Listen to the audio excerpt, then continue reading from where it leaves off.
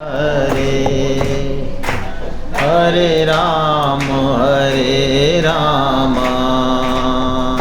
राम हरे हरे। हरे कृष्ण कृष्ण कृष्ण हरे हरे। हरे राम राम राम हरे हरे। हरे कृष्ण कृष्ण कृष्ण हरे हरे। हरे राम राम राम हरे हरे। हरे कृष्ण कृष्ण कृष्ण हरे हरे। हरे राम राम राम हरे हरे। हरे कृष्ण कृष्ण कृष्ण हरे हरे। हरे राम राम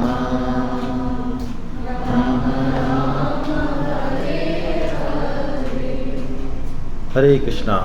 वसुदेव सुतं देवं कंसचाणूरमर्दनं देवकी परमानंदं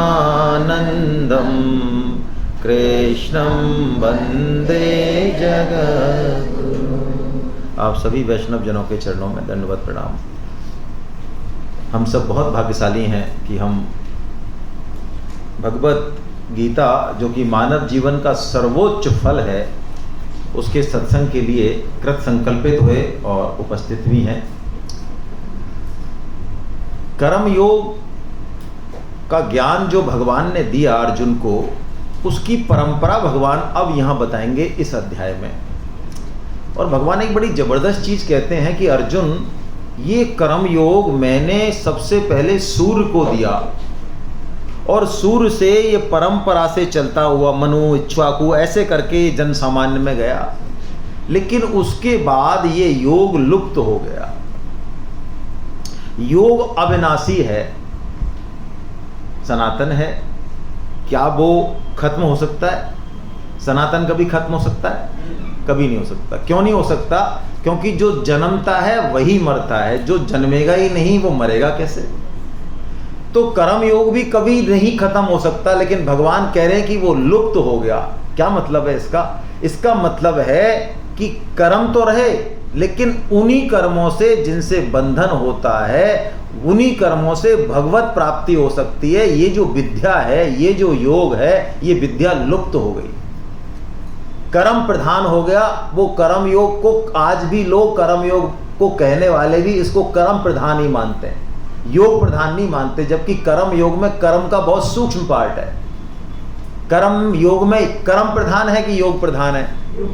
योग प्रधान है। लेकिन आप पूछ लें कर्म योग का मतलब, हम जानते हैं कि कर्म प्रधान है। कर्मों से भगवत ना, कर्मों से कभी भगवत प्राप्ति नहीं हो सकती। हाँ, कर्म योग से हो सकती है। तो वो ज्ञान लुप्त हो गया। क्यों लुप्त हो गया? इसी में ही विनोद जी के प्रश्न का भी उत्तर है।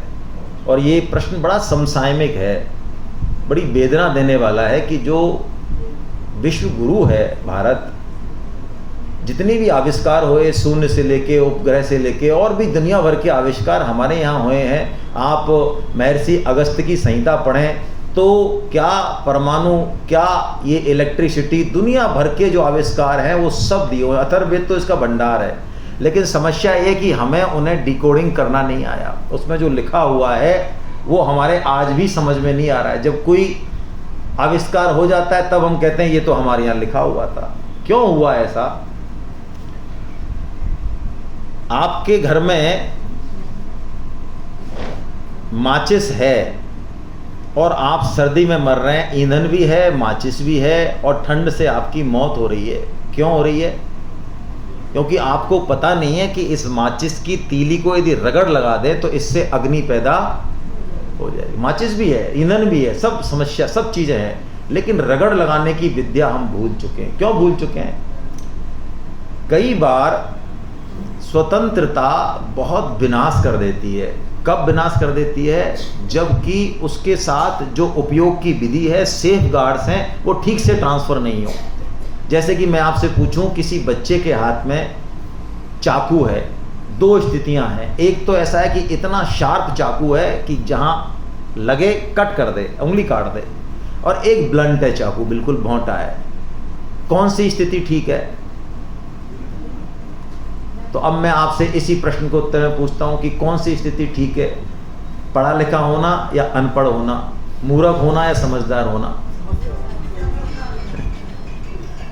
है ना? अब आप समझ रहे हो, जो कम समझदार कौम है आज भी विश्व में, हिंदू धर्म के अलावा, उनमें कोई क्वेश्चन नहीं उठाता ऊट पटांग जिस तरह की हम उठाते हैं। अपने धर्म के बारे में, भगवान के बारे में, पद्धतियों के बारे में जितना हम नाचते हैं, कूदते हैं, है ना, सिर पर नृत्य करते हैं हम, उतना वो नहीं उठाते क्वेश्चन। उनके यहाँ कमांड जारी, डन, ओके। लेकिन हमको जो स्वतंत्रता दी उसका दुरुपयोग किया हमने भयंकर। हमारी बुद्धि, हमारा सब कुछ बढ़िया होते हुए भी हमारा घोर पतन हुआ, क्योंकि हमने उस थाती को संभाला नहीं। हम सेल्फ सेंटर्ड हो गए। ये थाती ऐसी नहीं है कि नष्ट हो जाए। आप इतिहास उठा के देख लें, मुगलों के पहले भी बहुत सारे आक्रमण हुए हैं। मुगल तो हमें याद है अब तक, उससे पहले भी बहुत सारे आक्रमण हुए हैं। उन आक्रमणों से भी सनातन धर्म अक्षुण्ण बन के निकला है। बोलो नहीं है कि नहीं? आप जो 70-80 साल के हैं वो देखें, अपने बचपन में सारे सनातन धर्मों का पालन, रीति रिवाजों का, संस्कृतियों का पालन हम करते थे कि नहीं करते थे? अंग्रेजों के समय, ये लॉर्ड मैकाले का एक बयान है, आप देख लें, इसको गूगल पे सर्च कर लें। उसने संसद में दिया, वो घूमा यहाँ पे, उसने संसद में दिया कि जब तक सनातन धर्म में ये शिक्षा पद्धति है, इनके शास्त्र हैं, इनका ये पूरा संस्कृति का सिस्टम है, तब तक इनको गुलाम बनाने की आप कभी सोच भी मत लेना, चाहे तुम दुनिया की बेस्ट से बेस्ट कम्युनिटी हो। अंग्रेजों के लिए कहा उसने। क्या करें? तो उन्होंने कहा इसको जड़ को तोड़ना होगा। जड़ को कैसे तोड़े? जड़ को ऐसे तोड़े कि जिसको ये सर्वश्रेष्ठ मान रहे हैं उसको कमतर बना दिया जाए, उनको शर्म आए अपने ऊपर। जैसे आज एक ही हम में से कोई धोती पहन के आए, तो मैं चैलेंज के साथ कह रहा हूं, आप बुरा मानो तो मानो, हम में से अधिकांश लोग उसको गर्व से नहीं देख सकते। आज और भी घटिया बात बताता हूं मैं, हम लोगों की, सबकी। यदि मैं पूछूं आप कितने बच्चे हैं, कितने बच्चे हैं? 2 1 2 3 1 2 3। स्मार्ट लोग वही होते हैं। और यदि एक बंदा उसमें से बोले साहब हम 9 भाई बहन हैं, तो सब मुंडी को ऐसे करके देखेंगे। मतलब वो 9 यदि हैं भाई बहन, तो इससे ही वो घटिया आदमी हो गया। उससे महान घटिया हैं हम, अपने पतन के खुद कारण हैं हम। मतलब हम इस मनस्थिति में आ गए अंग्रेजों के द्वारा कि कोई यदि चल भी रहा है तो हम उसको इतनी हिकारत भरी दृष्टि से देखते हैं कि उसको नहीं चलने दें, हम तो चलेंगे ही नहीं, उसको नहीं चलने दें। ये हमारे नजर में हम खुद गिर चुके हैं। इतने अंधे हो गए हम सब, बुद्धिमान होते हुए भी, क्योंकि हमें पता ही नहीं है कौन, हमने ट्रांसफर नहीं की चीजें। आज भी हम ट्रांसफर नहीं कर रहे हैं। अपने बच्चों को हमने क्या दिया है जरा बताओ। मैं आपसे पूछता हूं, क्या आप ये आईआईटी का गढ़ है कोटा? क्या आप में से कोई माता पिता है जिसने कहा हो कि तू आईआईटी तो पढ़, लेकिन साथ में तू गीता पढ़, जरूर पढ़ गीता, डेली पढ़। और मैं चैलेंज के साथ कह रहा हूं, यदि किसी ने गीता पढ़ी है बच्चे ने, वो आईआईटी भी ढंग से करेगा। संभव ही नहीं है कि वो आईआईटी ना करे यदि वो गीता पढ़े। तो एक एग्जाम्पल है हमारे सामने, बहुत अच्छी बात है।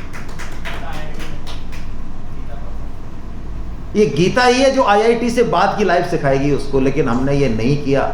और जब हमने खुद ने ही नहीं किया और हमको स्वतंत्रता पूरी मिली हुई है, या तो हमें स्वतंत्रता का भगवान को शरण कर देते तो भगवान कान पकड़ के हमसे सही काम करा लेते। हमने खुद ने ही, भगवान खुद ही कहते हैं, तुलसीदास जी, मानस जी भी कहते हैं कि हम सो परत दुख पावे कौन, जो ना तो किसी की माने, हमारी वो हालत है, और ना खुद जाने। हम खुद जानते नहीं और किसी की, यदि हम थोड़ा सा पढ़ लें, मुझे पता चल जाता है, मेरी आदत बहुत खराब है बोलने की।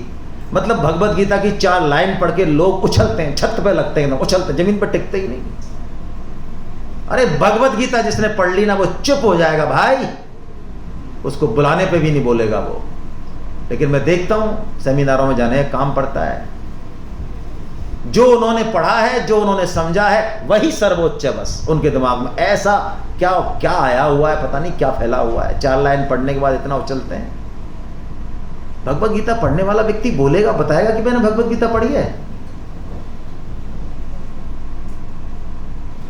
हम अपने पतन के खुद कारण हैं, कोई दूसरा कारण है, दूसरे तो कारण कुछ नहीं है, क्षुद्र हैं वो तो। विवेकानंद जी ने घोषणा की थी कि ये विधर्मी जब तक ये अत्याचार कर रहे हैं, अपने आप को सूरमा मान रहे हैं, ये तभी तक है जब तक हम कायर हैं। जिस दिन हम खड़े हो गए ना, इनका नामो निशान नहीं मिलेगा। लेकिन सो परत्र दुख पावहि, सिर धुन धुन पचताए, और काल ही कर्म ही ईश्वर ही मिथ्या दोष लगा है। जिस दिन ये उंगली ईश्वर की तरफ, प्रकृति की तरफ, समाज की तरफ इधर इधर होके जिस दिन इधर हो गई ना, ये खड़ी हो जाएगी सनातन संस्कृति अपने आप। लेकिन हम इसके लिए तैयार नहीं है भाई। हम अपनी आहुति देने को तैयार नहीं है, कोई तैयार नहीं है। भगत सिंह बहुत अच्छा है, लेकिन भगत सिंह दूसरे के घर में ही अच्छा है। जिस दिन मेरा बेटा भगत सिंह बनने की राह पे चला, मेरे रातों की नींद हराम हो जाएगी। मैं आपसे सच्ची बात पूछता हूं, विनोद जी ने छेड़ दिया आज। आपका बेटा यदि माला करने लग जाए, इस्कॉन जाने लग जाए, इस्कॉन से मेरा मतलब है कहीं धार्मिक काम में लग जाए, और पूरी तरह से रंग जाए वो भगवान के प्रेम में, बोलो आपको प्रसन्नता होगी या परेशान हो जाओगे आप? अरे छोड़ो आप, अरे छोड़ो यार, एक आध दो हैं जो प्रसन्न है, तो क्यों हाथ उठा रहे हो? क्या हो गया जो ऐसा? प्रसन्न भी हो गए तो कौन सा कोई भगवान पे एहसान कर दिया? क्या होना ही चाहिए, लेकिन 100 में से कोई एक हो रहे हैं तो क्यों उछल रहे हैं? हम अपना काम करें, ये कौन सी बड़ी बात है इसमें? लेकिन हमारी स्थिति ऐसी हो गई कि हम थोड़ा बहुत काम करें, उस पर ही हमें उछलने की आदत हो गई है। ये भारतीय संस्कृति के पतन का मुख्य कारण है। हम खुद आज भी हम अपनी मॉरल वैल्यूज को, धार्मिक वैल्यूज को ट्रांसफर करने के लिए तैयार नहीं है। खुद को बचाने के लिए 5 चीजें जरूरी हैं भाई। आज हम इस स्टेज में आगे कि हमको ये असंभव लगने लग गई। अंग्रेजों की यही चाल थी कि इनको असंभव लगने लग जाए। ये भाषा आज भी हमारे ब्लड में ये जहर घुसा हुआ है। हम सबके, यदि इंग्लिश बोलते ही वो कचरा बोले, आपके लिए वो देवतुल्य हो जाता है। मसूरी में जहां पे IAS की ट्रेनिंग होती है, उसमें 5 दिन मैं भी रहा हूं। हमारा पूरा बैच रहा वहां पे, और वो बैच लास्ट के दिन ऋषिकेश आया, वहां पे परमार्थ में रुका एक दिन। मैंने खूब कहा उनसे कि गीता भवन चलो, बड़े निष्काम लोग हैं ये, लेकिन नहीं, वो परमार्थ में गए।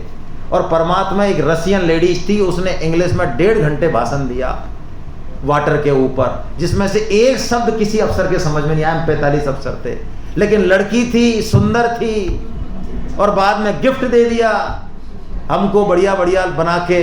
तो मजाल है किसी की जो बोला हो कि तुम क्या बोल रहे हो मिस्टर। लेकिन हम देखते हैं यहाँ भगवत गीता की बात करते हुए 50 लोग खड़े हो जाते हैं लट्टे लेके। ये तो हमारी औकात है।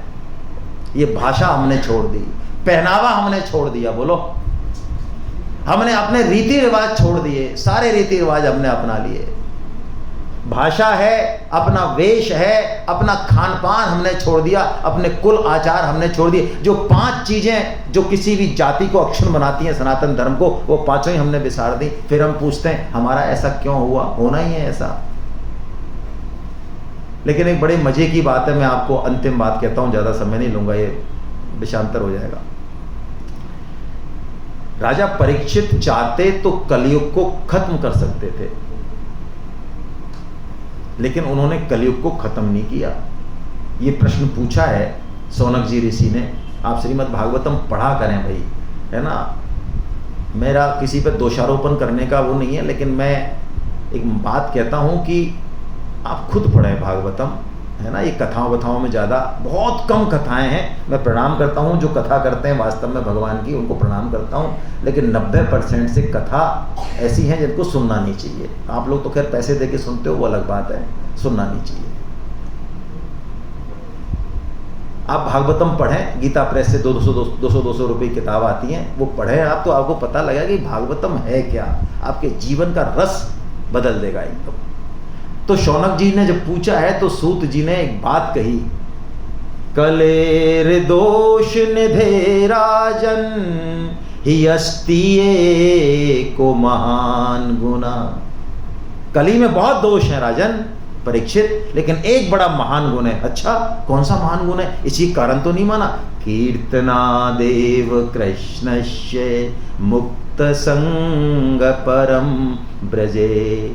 एक केवल हरि नाम से, एक केवल संकीर्तन से कली में उद्धार हो जाता है। और मैं आपको एक बात कहूं, कली में दुनिया चाहे कैसी भी हो जाए, यदि हम अपने कर्तव्य का पालन कर रहे हैं, जिसको जो साधन संपत्ति मिली है, एक तो हम लोग सोचते हैं जो मैं कर रहा हूं वही सब करें। नहीं भाई, ऐसा नहीं होता है। इस गलतफहमियों को निकालिए। एक सेठ के 4 बेटे हैं, एक तो दुकान पे टिकता ही नहीं है, वो तो तगादे में लगा हुआ है, कभी इस गांव कभी उस गांव। एक जो है रोकड़ संभाल रहा है, वो गद्दी पे बैठा रहता है, हिलता ही नहीं है मेरा भाई मोटू। एक बेचारा कपड़े के थान फाड़ रहा है और कर रहा है, एक कुछ कर रहा है। तो बोलो, चारों अलग अलग काम कर रहे हैं, लेकिन एक ही लक्ष्य के लिए कर रहे हैं, अलग अलग के लिए कर रहे हैं। तो ऐसे ही कोई राष्ट्रवाद के लिए काम कर रहा है, कोई परोपकार का कर रहा है, कोई परिवार का पालन कर रहा है, कोई कंप्यूटर में स्किल है, कोई क्या कर रहा है, सबका लक्ष्य एक हो जाए तो कलयुग हमारा कुछ नहीं बिगाड़ सकता। कलयुग बल्कि हमारी हेल्प करेगा। बस हम अपनी तरफ देखें और अपने लक्ष्य का पालन करें। कलयुग में हमारा कोई, भगवान हमारी सब रक्षा करने वाले। और अभी तो कलयुग आया ही नहीं है, सही पूछा जाए तो। कलयुग में 4,32,000 वर्ष होते हैं और अभी कलयुग का सतयुग चल रहा है। कलयुग के शुरू का जो 25% पोर्शन है वो सतयुग है। अभी कलयुग के तो नियम लग रहे हैं और माहौल किसका है? सतयुग का। हम वीवीआईपी लोग हैं सारे, हम सब वीवीआईपी नहीं कह रहा हूं मैं, कौन से हैं? सतयुग में भी जो नहीं था वो हमारे पास है अभी। सतयुग में आपको 1 लाख तपस्या करनी पड़ेगी, ध्यान करना पड़ेगा, जप करना पड़ेगा, शुद्ध करना पड़ेगा मंत्र का उच्चारण। और आपके मन में यदि विक्षेप आ गया मां के प्रति, बहन के प्रति, पड़ोसन के प्रति, खत्म आप वहीं पे, भयंकर आपको नरक में जाना पड़ेगा। लेकिन कलयुग में बड़ी छूट है। कलयुग में कह दिया तुलसीदास जी ने, मानस पुण्य होए नहीं पापा। कलयुग का विष ऐसा है, माहौल ऐसा है, गलत विचार आ जाते, लेकिन कलयुग में छूट दी, विचार तक ही रहने दिया, हटा दिया सत्संग से, एग्जीक्यूट नहीं किया, कोई फल नहीं मिलेगा बुरा। लेकिन यदि अच्छा संकल्प कर लिया, एग्जीक्यूट नहीं किया, अच्छा फल मिल जाएगा। बोलो कितनी बढ़िया बात है। बोलो, ये कलयुग है भाई। इसमें नियम नहीं चलते, विधि नहीं चलती, शुद्ध अशुद्ध जैसे भी हो, होते सोते उठते जागते, नहाए नहीं नहाए, इधर उधर कैसे भी करो, सारी छूटें। तो ये कलयुग का क्या हुआ?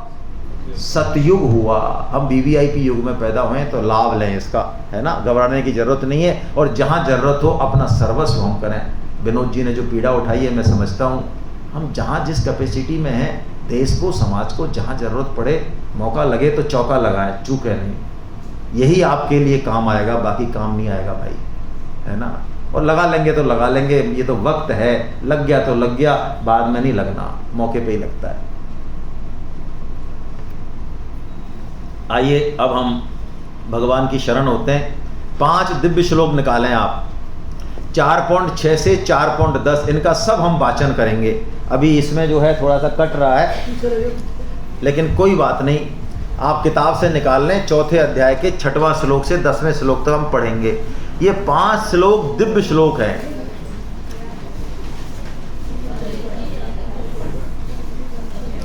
क्या फायदा है इनको पढ़ने का? यदि कोई गीता भी ना पढ़ पाए, कोई कर्म योग, ज्ञान योग, भक्ति योग भी नहीं कर पाए, कुछ भी ना कर पाए, कुछ भी उसके समझ में नहीं है, कुछ भी उसकी सामर्थ्य नहीं है, तो स्वामी जी महाराज ने ऐसा कहा है कि इन 5 श्लोकों का नित्य कोई पठन कर ले तो वो पशु पक्षी गधा घोड़ा कुत्ता नहीं बनेगा, वो मनुष्य ही बनेगा। बोलो कितनी बढ़िया बात है। और ज़्यादा जोर लगाओगे तो कोटा में ही बनोगे, इधर उधर भी नहीं जाओगे। यहीं करवा देंगे शॉपिंग सेंटर में इंतजाम आपका। चलिए साहब, यदा यदा हि धर्मस्य ग्लानिर्भवति भारत अभ्युत्थानमधर्मस्य तदात्मानं सृजा। ये तो मैंने गलत बोल दिया, पहला तो अजोपि से आपने बोला ही नहीं। अजोपि सन्नव्ययात्मा भूतानामीश्वरोऽपि सन् प्रकृतिं स्वामधिष्ठाय सम्भवां यात्ममायया यदा यदा हि धर्मस्य ग्लानिर्भवति भारत अभ्युत्थानमधर्मस्य तदात्मानं। इसमें श्लोक में जो मात्रा है उनका विशेष ध्यान रखें। छोटी मात्रा है तो उसको सिर्फ बोलना है, उस पर रुकना नहीं है। यदा यदा ही धर्मस्य ऐसा बोल रहे हैं, ऐसा मत बोलिए। यदि 1 सेकंड भी आपने कहीं ज़्यादा दे दिया तो पूरा श्लोक बिगड़ जाएगा। इसलिए यदि आपको नहीं आता है तो थोड़ा सुनिए और जो बोल सकते हैं वो साथ साथ बोलिए। यदा यदा ही धर्मस्य ग्लानिर्भवति भारत अभ्युत्थानमधर्मस्य तदात्मानं सृजाम्यहम् परित्राणाय साधूनां विनाशाय च दुष्कृतां धर्म संस्थापनार्थाय संभवामि युगे युगे जन्म कर्म च मे दिव्य मेवं यो वेत्ति तत्त्वतः त्यक्त्वा देहं पुनर्जन्म नैति मामेति सोऽर्जुन वीतराग भय क्रोधा मन्मया मामुपाश्रितः बहवो ज्ञान तपसा पूता मद्भावमागता वसुदेवसुतं देवं कंसचाणूरमर्दनं देवकी परमानन्दं श्रीकृष्णं।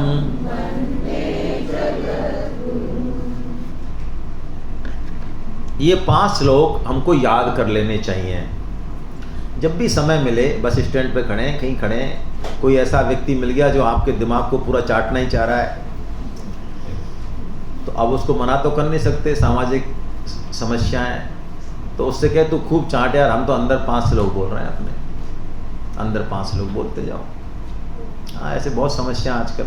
जब आप साधन करने बैठेंगे तो आपको ये समस्या नजर आएंगी, अभी नजर नहीं आएंगी। जब आप भगवान का भजन करने बैठेंगे सीरियसली तो आपको लगेगा कि बहुत लोग विक्षेप करते हैं उस भजन में, घर वाले भी करते हैं।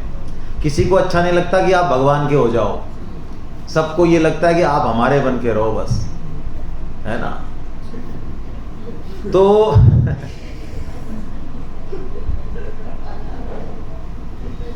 चलो एक बात और कह देता हूं भाई, पति पत्नी दोनों रजिस्ट्रेशन कराना आप। यदि अकेले कराओगे तो दिक्कत होगी आपको। मैं बता देता हूं क्यों होगी, छुपा नहीं रहा हूं। देखो, यदि पति नहीं कराया तो पत्नी अब तक जो कहती है यही वो तो कहती होगी, खैर ठीक है, उसको तो आप और हम क्या रोकेंगे। लेकिन मान लो आपने गीता पढ़ ली और उसके बाद आपका स्वभाव सुधरा नहीं उनके हिसाब से, उनके हिसाब से, तो वो कहेंगी आपने क्या खाक गीता पढ़ी है। यानी उनकी गीता पढ़ने की कसौटी क्या है कि आप जैसे वो कहें वैसे आप दो मिलाओ तो ठीक है। ऐसे ही पतिदेव कहेंगे पत्नी के लिए, ये दोनों का ऐसा ही है ना। तो दोनों पढ़े भाई। अब ये 5 श्लोकों का क्या मतलब है। अर्जुन ने एक प्रश्न किया, भगवान ने जब कहा कि कर्मयोग लुप्त हो गया और मैंने सबसे पहले सूर्य को कहा, तो अर्जुन बड़ा सरल प्रश्न पूछते हैं। अर्जुन कहते हैं प्रभु सूर्य तो इतने पुराने हैं और आप तो अभी हमारे साथ साथ ही तो जन्मे हो, हम मामा बुआ के तो हैं ही, साथ साथ खेले पढ़े, तो आप सूर्य को कब कहा है यार, इतनी लंबी कैसे फेंक रहे हो आप, करोड़ों साल पहले आपने कब कह दिया है सूर्य को। तो देखो ऐसे सरल प्रश्न से भगवान रीझ जाते हैं। प्रश्न जब हृदय से होता है तो गीता का जवाब बड़ा सटीक होता है। और बुद्धि के प्रश्नों का तो ठीक है, करते रहें, कोई अंत नहीं है, करना चाहिए वो भी, लेकिन बहुत समय तक नहीं। तो अर्जुन ने जब एक प्रश्न किया हृदय से कि प्रभु आपने सूरज को कब कह दिया ये कर्मयोग, ये बात मैं कैसे समझूं? तुम आदो प्रोक्तवानति, ऐसा कहते हैं, आपने कह दिया इसका मतलब आपने तो कहा है, आप कह रहे हो तो आपने कहा है, आपकी बात में गुंजाइश तो है ही नहीं झूठ की, ये अर्जुन का विश्वास है। लेकिन मेरी खोपड़िया में ये बात आ नहीं रही है, मैं कैसे समझूं? देखो प्रश्न पूछने का तरीका देखिए आप, क्या तरीका है ना। तो भगवान रीझ जाते हैं इस तरीके पे, और भगवान जो बात नहीं कहनी है वो कह देते हैं, यही तो बात है। भगवान जो है प्रेम के आगे रीझते हैं भाई, प्रेम के आगे रीझते हैं, वस्तु से नहीं रीझते। हमने सुबह केवट का प्रसंग लिया ना, केवट के सिर्फ इसी भाव पे रीझ गए कि वो कुछ चाह ही नहीं रहा है। निष्काम भक्त को भगवान बहुत कुछ देना चाहते हैं, बहुत कुछ। और केवट बड़ा होशियार है, उसको पता है कि भगवान से मैं कुछ लूंगा तो ये तो छोटी मोटा फल है, अरे मैं तो विराट को प्राप्त करना चाह रहा हूँ, खुद भगवान को ही प्राप्त करना चाह रहा हूँ, मैं उनसे क्या लूंगा? मैं कुछ नहीं लूंगा। तो भगवान अब 5 श्लोक बोलते हैं, जिनको स्वामी जी दिव्य श्लोक बोलते हैं। इनमें भगवान ने अपने बारे में बताया, अपने मुख से।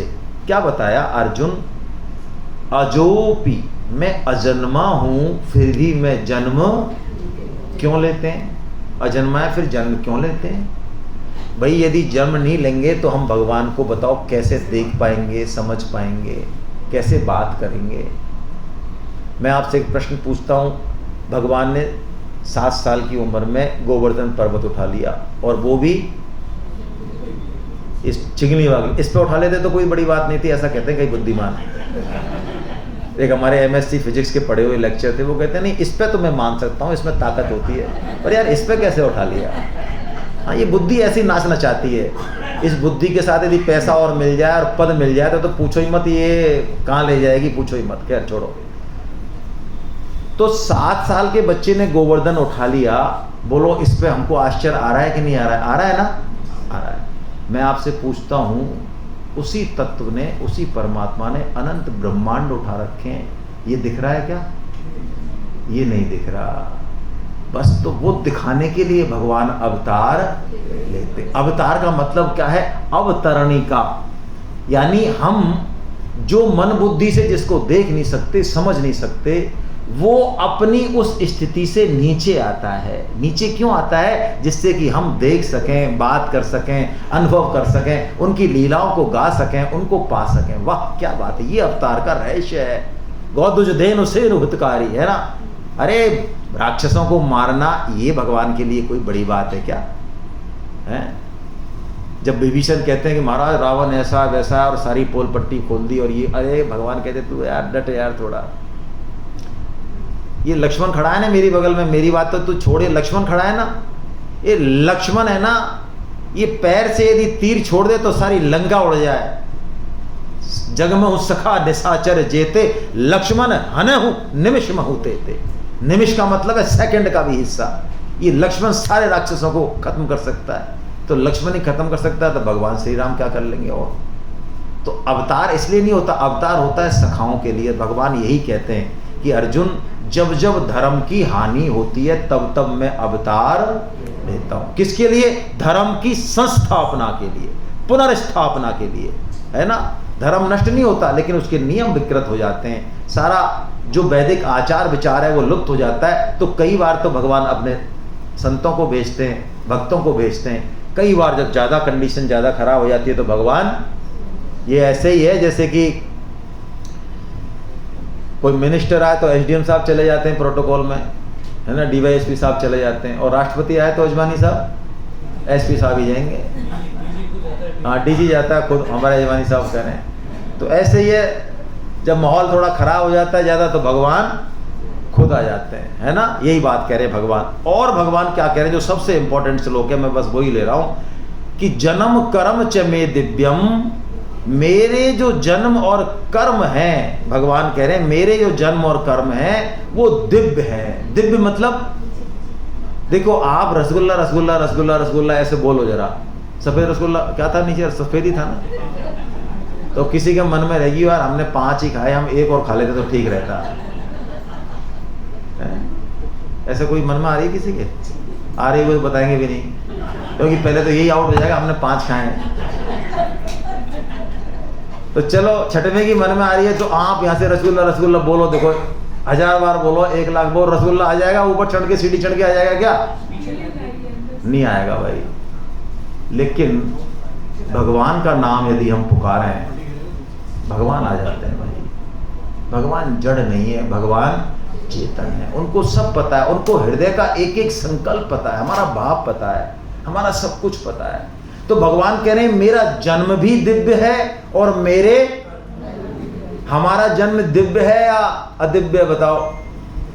हमारा जन्म दिव्य नहीं है, हम तो अपने कर्मों के फलस्वरूप आए हैं इस योनि में, हमारा दिव्य नहीं है। लेकिन भगवान एक तरह से संकेत कर रहे हैं कि तेरा जन्म तो दिव्य नहीं है, लेकिन तू चाहे तो अपने कर्मों को दिव्य बना सकता है। क्या दिव्यता है? भगवान कह रहे हैं जन्म कर्म च में दिव्यम एवं यो वेति तत्वता। तत्वता, यदि तू तत्व से जान जाएगा मेरे जन्म और कर्म को, तत्व से जान जाएगा, तो तेरा पुनर्जन्म, क्या मतलब है तत्व से जानने का?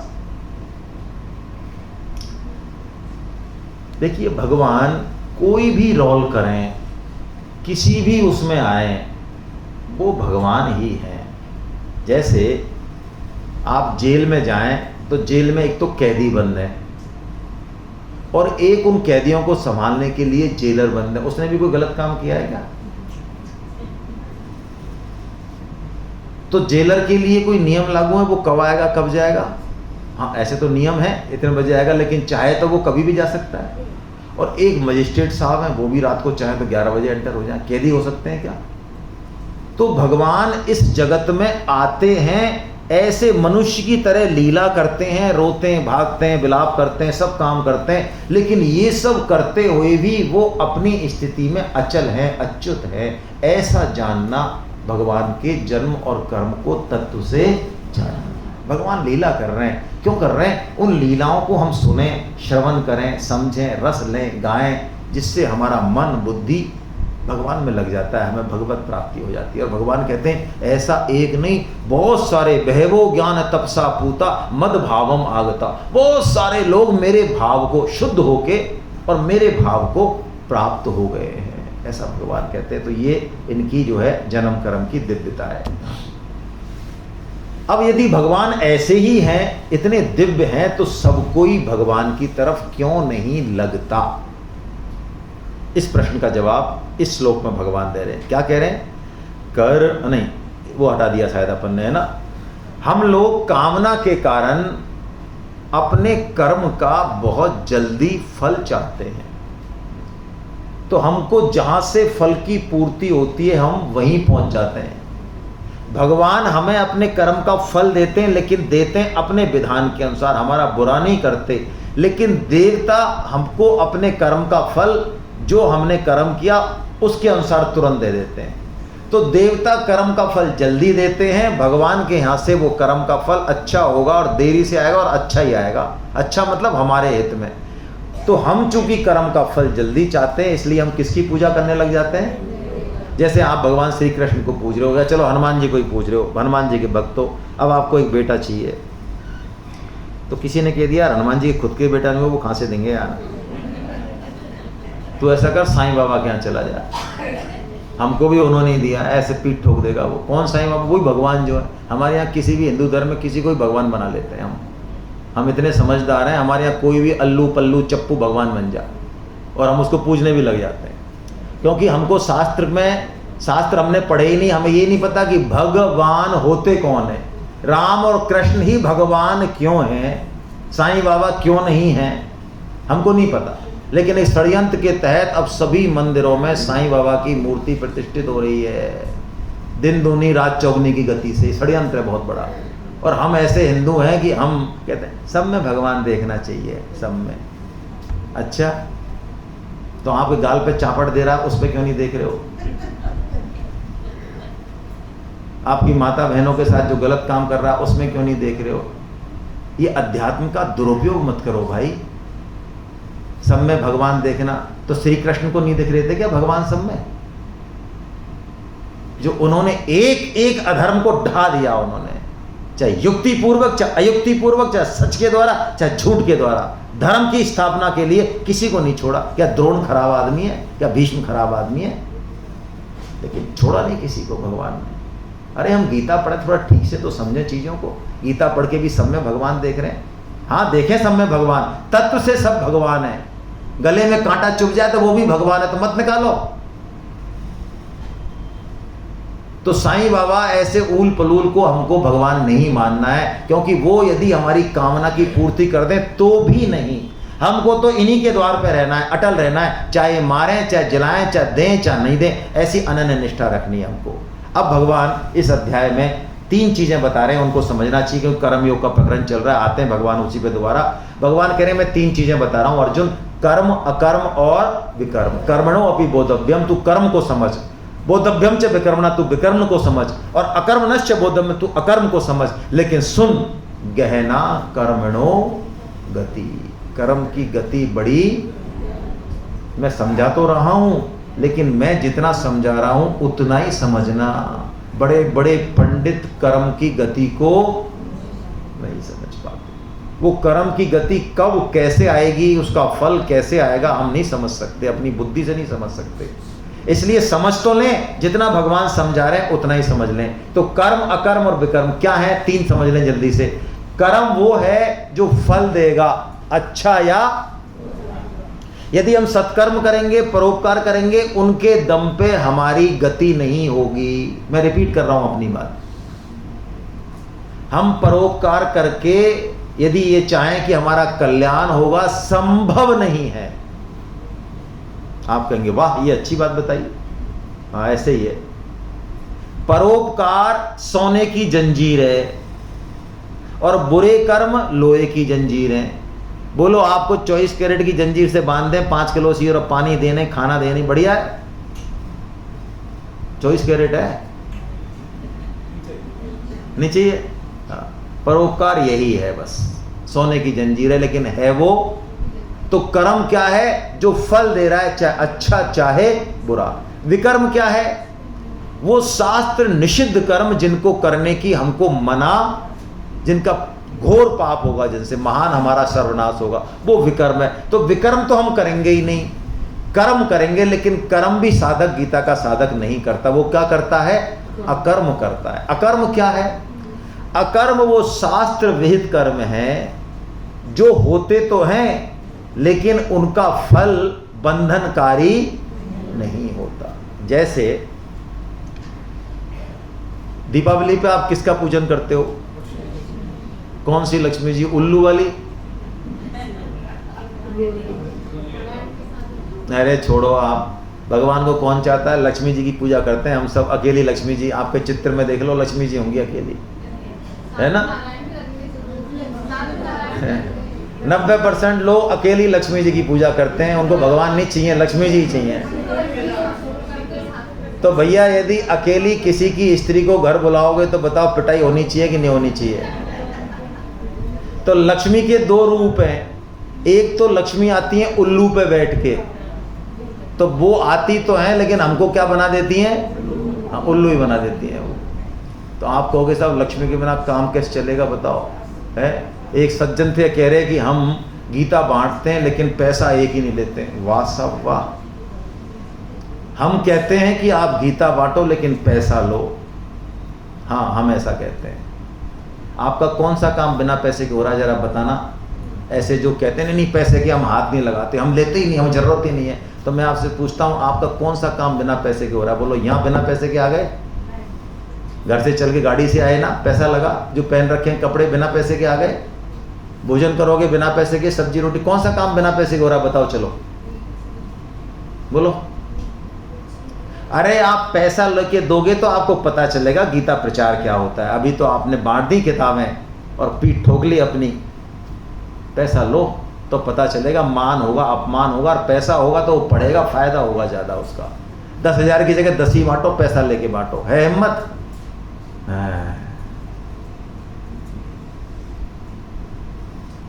पैसा नहीं लेंगे।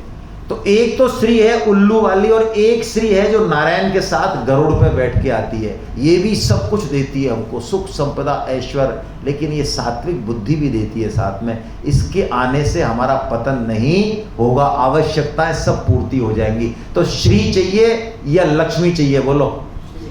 श्री चाहिए। लक्ष्मी के रूप है लेकिन श्री चाहिए।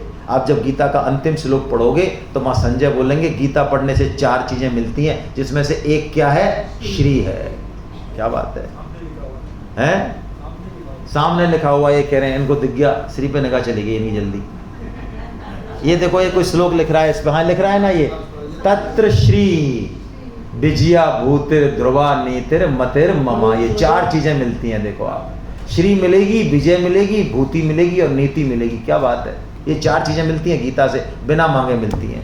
तो अकर्म क्या है? हमको कर्म तो करें लेकिन बंधनकारी नहीं हो, वो प्रभु से मिलाने वाले हो जाएं। जो चाहिए भौतिक आवश्यकता वो तो सब पूर्ति हो जाए फल रूप में, लेकिन फल बंधनकारी नहीं हो। अब कैसे करें हम कर्म? तो भगवान कह रहे हैं तू हर कर्म को अकर्म बना सकता है। हर कर्म को भगवान शुरुआत करते हैं भोजन करने से। हाँ, ये ठीक है भाई, हम भजन करें नहीं करें, माला करें नहीं करें, पूजा करें, दीपक जलाएं नहीं जलाएं, भोजन तो सब करते हैं। ऐसा कोई है जो नहीं करता है? सब करते हैं ना। तो भगवान भोजन को ही भजन बना रहे हैं सबसे पहले, कि भोजन तो सब करते हैं, तो इसका मतलब भजन सब भोजन को ही भजन बना रहे हैं। आइए बोलते हैं, ये भोजन मंत्र है। जब भी आप भोजन ग्रहण करें मन में श्लोक को बोल लिया करें, ब्रह्मार्पणम ब्रह्महविर ब्रह्माग्नो ब्रह्माणामुतम ब्रह्मैव तेन गंतव्यम ब्रह्म कर्म समाधिना।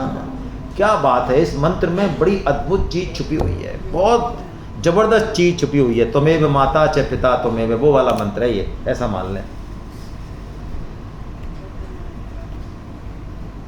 देखो हमारे यहाँ गीता रामायण बिना पढ़े भी बुजुर्गों को आप देख लो, वो पीपल पूजन करने जाते हैं, वो नदी पूजन करने जाते हैं, वो पहाड़ पूजन करने जाते हैं, वो जो है गाय का बैल का इनका पूजन करते हैं, वो पत्थर का पूजन करते हैं। वो किस किस का पूजन नहीं करते भाई?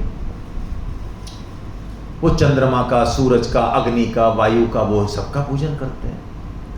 और उनको पूजन करते देख के सो कॉल्ड स्मार्ट लोग, आधुनिक वेस्टर्न फिलॉसफी वाले लोग हैं, वो कहते हैं ये भारतीय मूर्ख हैं, ये जड़ का पूजन करते हैं। गाय को ही पूज रहे हैं, पशुओं को ही पूज रहे हैं, पत्थर को ही पूज रहे हैं, पहाड़ को ही पूज रहे हैं। मैं आपको एक बताता हूं, रियो दी जेनेरियो सम्मेलन, अंतरराष्ट्रीय वायुमंडल को शुद्ध करने के लिए 87 या 82 से एक सम्मेलन चल रहा है। डेवलप्ड कंट्री अमेरिका वगैरह ये इकट्ठे होते हैं, करोड़ों अरबों रुपए की इस वायुमंडल को, इस वातावरण को शुद्ध कैसे की जाए, इसके बारे में चर्चाएं होती है वहाँ पे। फ्रिज कैसे, CFC कैसे कम हो, ओजोन कैसे कम हो जिससे वायुमंडल शुद्ध हो। वो अरबों खरबों रुपए खर्च करके अब इस नतीजे पे आए हैं पिछले 30-40 साल में कि यार प्रकृति को शुद्ध करना होगा, प्रकृति के कण कण को पूजना होगा। इस पत्थर का, सांप का, सबका प्रकृति में रोल है। आपको पता है सांप का भी एक विशेष रोल है।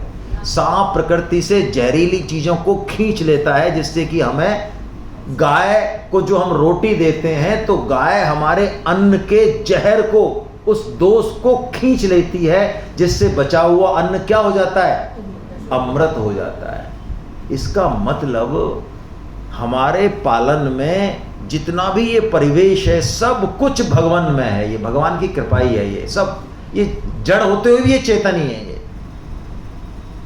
तो भगवान कह रहे हैं भोजन भी तू जब करे तो इस भाव को ध्यान में रखे कि जो भोजन रूपी अन्न है वो भी मैं ही हूं, भोजन रूपी क्रिया भी मैं ही हूं, ये भोजन जो हाथ कर रहा है ये भी मैं ही हूं, खाने वाला भी मैं ही हूं, अंदर से पचाने वाला भी मैं ही हूं, सब कुछ ब्रह्म ही है। जो ऐसा भोजन करते हुए ऐसा स्मरण रखेगा, ऐसा भाव रखेगा, भगवान कह रहे हैं उसको भोजन से भी परमात्मा प्राप्ति हो जाएगी। कैसी बढ़िया बात है। साधक 24 घंटे भजन करता है। जो साधक होता है उसका भजन 2-4 घंटे नहीं चलता, 24 घंटे चलता है। वो नींद में भी भजन ही कर रहा होता है। क्यों? नींद लेने से पहले वो भगवान को स्मरण करता है और जगने के बाद भी ऐसे ही भगवान ने भोजन मंत्र बताया। और फिर कर्मयोग की कुछ बातें बता के भगवान ने पुनः अर्जुन से कहा कि देख, मैंने तेरे को कर्मयोग के बारे में पूरा बता दिया, अब तू चाहे तो ज्ञान योग से भी जा सकता है, ये भी एक रास्ता है। तो भगवान ने ज्ञान योग 3-4 श्लोकों में ज्ञान योग बताया। पहला श्लोक ले लेते हैं हम, बस एक श्लोक है ना, ज्ञान योग का प्रमुख श्लोक है ये। यदि हमको ज्ञान मार्ग से जाना है तो क्या करना चाहिए? तद विद्धि प्रणिपातेन परिप्रश्नेन सेवया उपदेक्षन्ति ते ज्ञानम ज्ञानिनस्तत्त्वदर्शी। 3 बातें। जनरली हम ज्ञान मार्ग से जाते हैं तो हमें लगता है हमारी सुन ले कोई, हम ना सुने, लेकिन भगवान ने यहाँ सबसे पहले क्या बताया? तद विद्धि प्रणिपात। ओहो, ज्ञान मार्ग से जाना है तो अपने आप को पहले खाली करो, जो कुछ आता है उसको तो हटाओ। प्रणिपात का मतलब है हे गीता, हे गुरुदेव, अब आप जो कहोगे वो हम सुनेंगे, वो हम करेंगे, हमें जो आता है वो क्या आता है वो तो छोड़ो। अब प्रणिपात होना बहुत आवश्यक है। जब तक हम प्रणिपात नहीं करेंगे, पेपर को खाली नहीं करेंगे, नई चित्रकारी ढंग से नहीं होगी। प्राय हम भरे रहते हैं, इसलिए नई चित्रकारी ढंग से नहीं होती। प्रणिपात। परिप्रश्नेन दूसरी क्वालिटी। परिप्रश्नेन का मतलब प्रश्न नहीं कहा, क्या कहा यहाँ?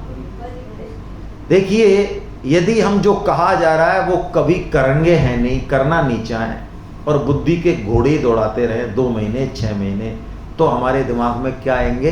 प्रश्न आएंगे। लेकिन यदि हम जो कहा जा रहा है वो करें तो हमारे मन में तब जो शंका आएगी वो क्या होगा? वो परिप्रश्न होगा। उस शंका के समाधान से हमारा तुरंत प्रमोशन होगा, हम आगे बढ़ेंगे अध्यात्म के मार्ग में। लेकिन यदि करेंगे नहीं तो क्या होगा? सिर्फ प्रश्न होगा, प्रश्न होगा उत्तर होगा, प्रश्न होगा उत्तर होगा, जिंदगी इसी में ही चली जाएगी, पहुंचना कहीं नहीं है। परिप्रश्न ऐसी चीज होती है कि जैसे ही परिप्रश्न का उत्तर मिलेगा तुरंत आगे प्रगति होगी। तो दूसरा परिप्रश्न करें। तीसरा क्या करें? सेवया। सेवा।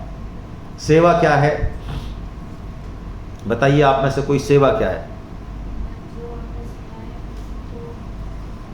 अंगीकार करना, जो सुना है उसको अंगीकार करना। और कोई? सेवा क्या है? सेवा है आज्ञा पालन। सेवा क्या है? दादाजी कहें कि यार ऐसा कर, तू मेरे थोड़ा सा पैर दबा दे, आज नींद नहीं आ रही, लेकिन धीरे धीरे दबाना, है ना। और आप ऐसे पैर दबाओ, है ना, जोर ज़्यादा है, आप जिम विम जाते हो तो दादाजी करा उठें उल्टा, तो अगले दिन से दादाजी बुलाएंगे आपको। दादाजी कहते हैं तू तो दूर रहे भैया। तो बताओ, आपने पैर भी दबाए तो सेवा हुई क्या? सेवा का क्या मतलब है? सेव्य के रुचि के अनुसार सेवा करना। भगवान क्या चाहते हैं, उनकी रुचि के अनुसार, उनकी आज्ञा के अनुसार सेवा करना, काम करना। ये नहीं हम क्या चाहते हैं, हम जो चाहते हैं वही सेवा, नहीं, ये सेवा नहीं है। आज्ञा का पालन, है ना। आज्ञा समन सुसाहिब सेवा, ये तुलसीदास जी ने कहा। ये 3 काम हो गए। और चौथा काम है श्रद्धावान। ज्ञान प्राप्त करने के लिए क्या चाहिए? और 5वां है तत्पर। 6 चीजें बताइए यहाँ पे। तत्पर मतलब ऐसा नहीं कि ज्ञान तो प्राप्त करना चाहते हैं लेकिन लगन है ही नहीं। आज कोई संकल्प किया, कल तोड़ दिया। जैसे कि कभी आपको ध्यान हो, बचपन में आप टाइम टेबल बनाते थे कि आपने बनाए कि हमने तो खूब बनाए तो टाइम टेबल जब बनाते थे तो कोई कहता अरे यार ऐसा कर, तू 3 घंटे लगातार पढ़ लिया, थोड़ा आधा घंटे गैप देते। नहीं नहीं, 10 मिनट बहुत है। फिर चालू हो गए 4-10 से 5-10 मैथ और 5, ऐसा टाइट बनाते थे उसको। और फिर बाद में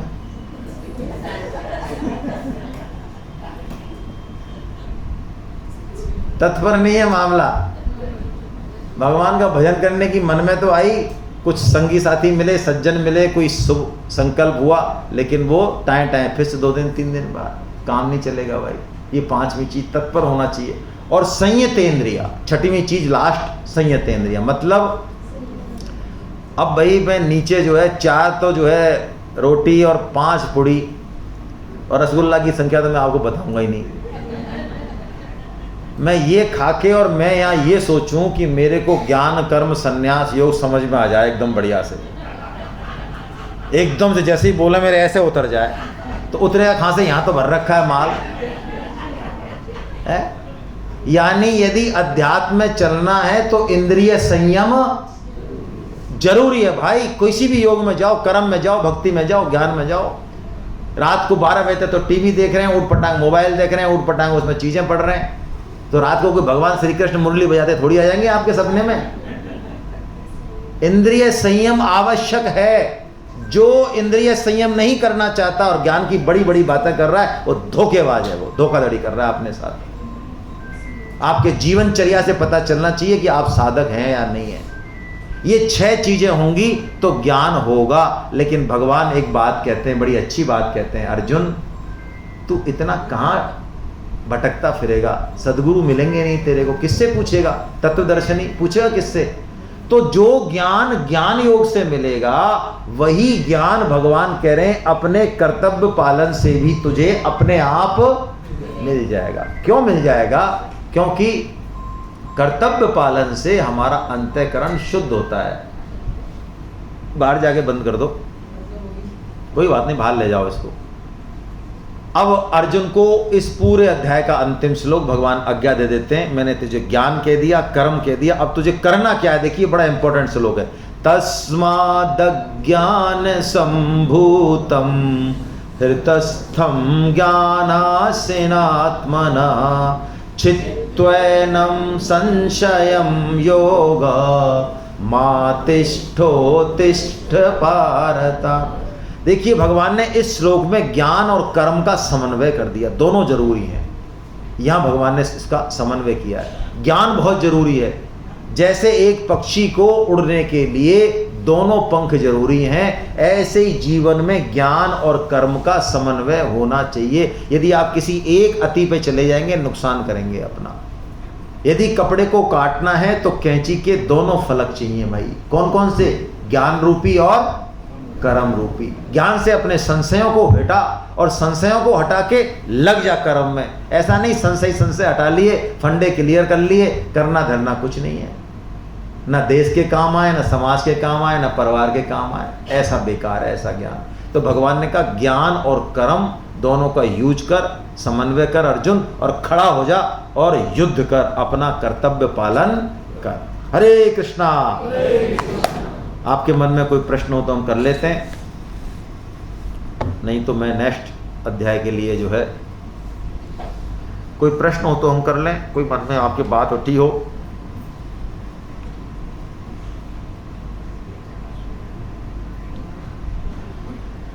हाँ सर। ज्ञान कर्म का समन्वय ऐसे हो सकता है कि ज्ञान से हम अपने विवेक का इस्तेमाल करें, देखें कोई कर्म की प्रासंगिकता क्या है, शास्त्र क्या कहते हैं, गीता क्या कहती है, कौन सा कर्म करें कौन सा नहीं करें, किस कर्म को करने से हमें बंधन होगा, किससे मोक्ष होगा, है ना। तो ये ज्ञान ही तो डिसाइड करेगा। तो ज्ञान और कर्म दोनों जरूरी हैं, दोनों का मिलना जरूरी है, एक से काम नहीं चलेगा। ये समन्वय है ना। कई बार हम कर्म ही कर्म के पीछे पड़ जाते हैं, कई बार ज्ञान ही ज्ञान के पीछे पड़ जाते हैं, ऐसा नहीं। चलिए, हरे कृष्णा।